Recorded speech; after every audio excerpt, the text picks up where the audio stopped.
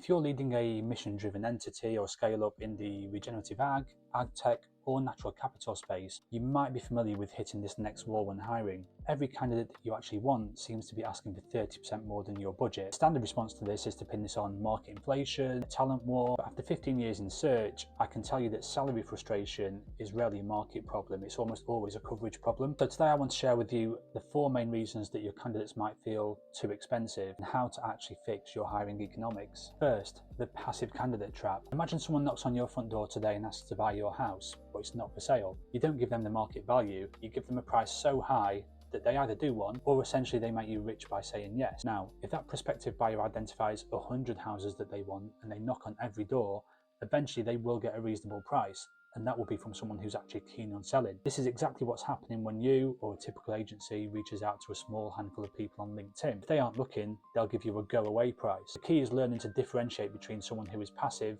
but worth persevering with versus someone who's never going to move for anything less than an extortionate amount, or might just string things along before bailing out on you right at the end anyway. If it's the latter, then lose fast, get them ruled out ASAP and move on. Second point, be honest about the unicorn factor. If you need a lead scientist who's specifically scaled a biofacility in a subtropical climate, there might only be 10 of those in the world. In that case, the price is the price. But a lot of the time we see specialists being mistaken for niche. Even specialist roles often have a healthy talent pool, but they're just mostly hidden. If you feel like the pool is too small, you probably haven't mapped out the entire market. You're basically looking at a slice of the pie and assuming it's the whole thing. To get a fair price, you need to see the whole picture. Point 3, the rule of 100. Now this brings us to arguably the biggest reason for salary frustration: sample size. To find 4 or 5 people, i.e. a shortlist, who are technically brilliant, mission aligned, and fit your salary parameters, you're going to need to cover some ground. A list of 80, 90 or 100 people. You then have to systematically approach every single one. Most hiring managers don't have the time to do this, so they settle for the first 10. Statistically, the odds of your ideal fit